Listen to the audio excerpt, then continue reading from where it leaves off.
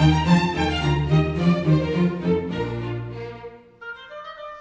morning, everyone.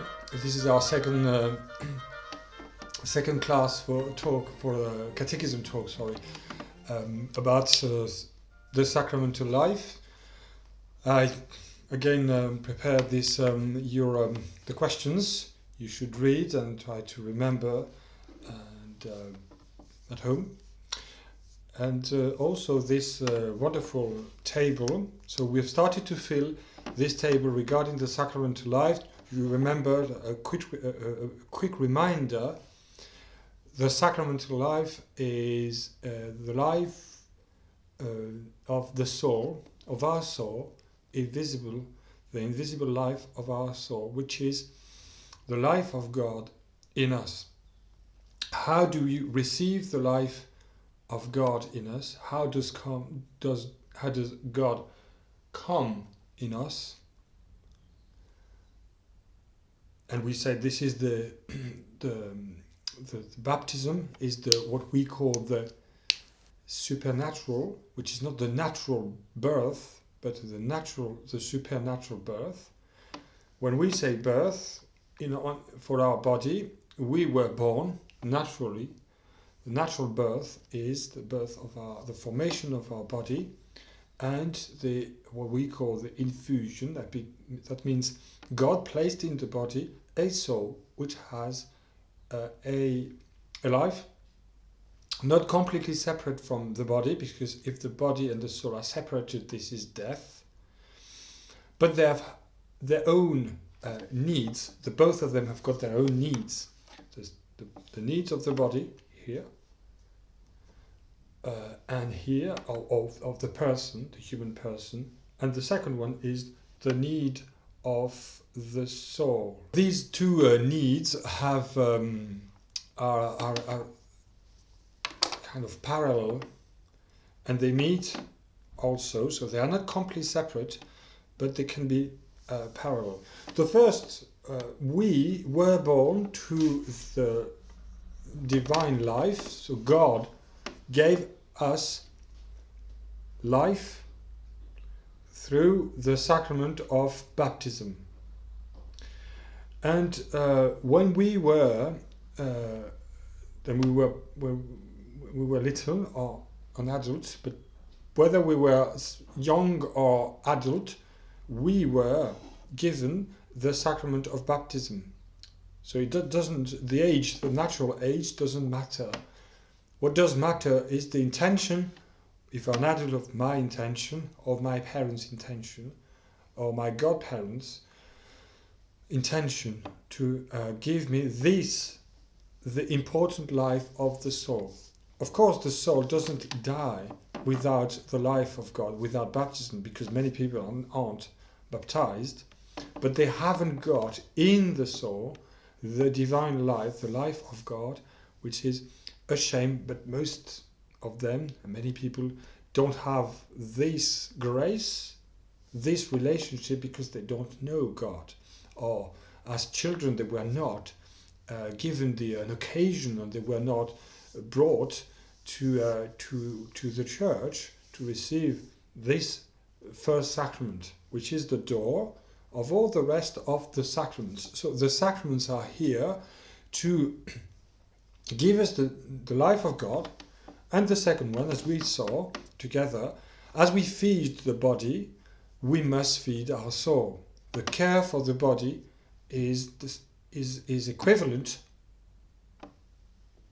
sometimes less important, than the care of our soul. Feeding our soul. And how do we feed our soul? By receiving the Holy Eucharist, the Blessed Sacrament, receiving a spiritual, a food for the soul. If we just want to give a very short definition of the Blessed Sacrament, there are many different means to describe, to say it, but the best means in this approach here is to describe the Blessed Sacrament as the sacrament which feeds the soul. Right, because this food is divine. We're going to see more details. The third sacrament is the sacrament which is made to heal us, and this is the important word, healing. When we are sick, and you can see that on the left part of your page, of the table, the sacrament, the sickness, when you are sick, you are taken to, you are given medication. Your parents or your carers give you some medication, and if need so, you go to see the GP, and who sends you to, if need so, I don't wish that to anyone, but you're sent to a hospital where they care a bit more intensively for your body if you are really very, very sick and very, very ill. So there is a kind of medication, there is a sort of a round of medication for the body. If you've got a cold, you don't need to go to the hospital. But if you've got a very serious condition, a health condition, you need to go to the hospital. But there is always a means to treat this sickness. The same for our soul. Our soul gets sick of the disease, of the illness of the soul. The illness of the soul is called the sin. You know what the sin is, but a brief reminder again here.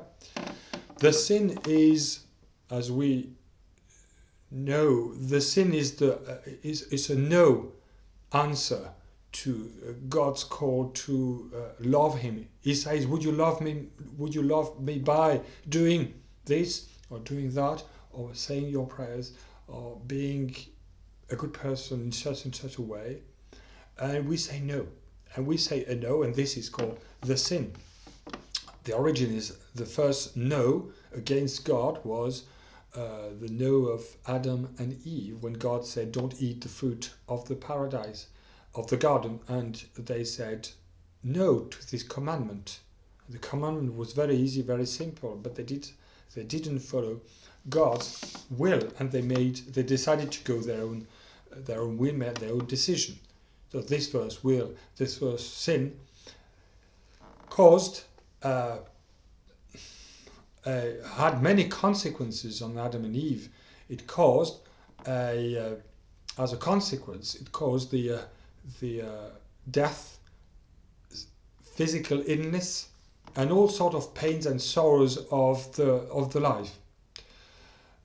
And this is the visible side of the visible consequences. But there was a consequence which was far more heavy and was far deeper than the visible ones. It's the consequence on their soul. Also, the sin, whether it's a grave sin, would completely stop the life of God in you. You say no to God, grave. But I'll get back to this. In the sacrament of confession, I've said it. But it could be a very serious no to God on a very serious matter. It's very, very a serious commandment, very serious. But it could be a small one. We call that venial, light, a small sin, a little one. I know every sin shouldn't be called little, because every sin is against God. But there is a sort of minor and major sins. The big ones, and there are the little ones, the sins we commit probably every day. All of us.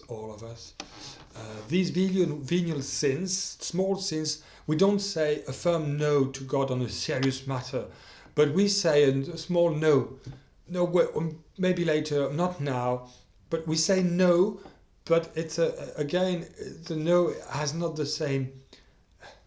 We don't want to be completely separate from God, and we know that, well, we're a bit lazy. It's probably things of more laziness and not enough love of God. But we don't refuse the friendship with Christ and with God. When we commit a mortal sounds more serious. Mortal sin means that we do not want to keep God's life in us, and this is a serious decision in us. Anyway, whether the sin is mortal or little, venial, in both cases we are sick because we have damaged, little sin, the life of God, or we have excluded or completely refused and expelled the life of God in our soul in a mortal sin. In both cases, as I said, we need medication to completely renew and call the life of God in us again, or we need to refresh, to heal the relationship we have damaged with God. By saying no, we have not completely excluded God from our life in the light sin, but we have damaged this relationship with the friendship with God. Just think about a friend. If you say something nasty to your friend, it could be, this is very nasty, and you say, I don't want to see you anymore. So you need a big act of go to see him and tell him, no, I'm sorry, I'm very, very deeply sorry, because have broken our friendship. So you do your best. It means you would do the same when you have broken or damaged the friendship by saying something a bit unpleasant, or you haven't fed the friendship as it should have been, or you haven't followed an advice from your friend, and that's damaged your relationship. So in a way, you need to do the same. So come along and say, I beg pardon because I have not been a good friend of you. I've damaged it. But in both ways, you have to move towards and heal or restore the friendship. This is the sacrament of confession. It heals what we damaged. So we can write confession. The fourth one is the sacrament of parallel to the growth for teenagers. When our body grows up and we are in a transition between children and adult life, there is a transition period, as short as possible. That's for your parents. This period of transitions when your body becomes an adult body. So in this period there is a special care, because there are special needs. We need to follow this period of changes, of big changes on the body, and sometimes it has got an impact inside in us, the way we see things, the way we are seen by others. So there are major changes there when you are teenagers, and this growth of the soul, you are going to become an adult. You need a special care for this age, and there is an age of the soul. Well, the soul has no age, but there is a moment in your spiritual life when your soul has to be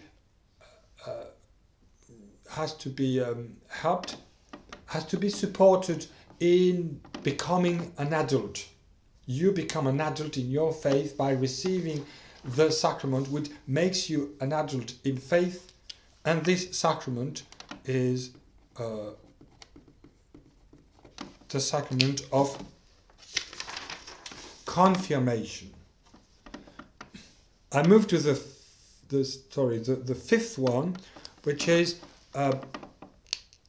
naturally people are found. Families, naturally, this is quite natural. People usually don't live on their own. They usually men and women would form a family to have, because they love one another, because they want to form a family with children, etc., and just to continue this life on earth. Life continue what was planned at the creation, when God said to the man and women, multiply and fill the whole world with your generation. So this this is natural. You see, naturally, people there is a need for a life for marriage, to form a family. There is a need, deep natural need in the soul. And you would say, what about priests? Well, we have a family because we are spiritually fathers of a congregation of souls, which is a perfect way to have a family. Having said that, in our the church as such has taken this need to form a family for the world, form families for the world, and has, we would say, elevated, has taken this need now of the body, as said, physical need to continue the life on earth. It's taken the needs and placed it into as a sacrament into the spiritual and a divine level. This means this needs becomes a path of sanctification and sanctity and holiness. So just bear this in mind.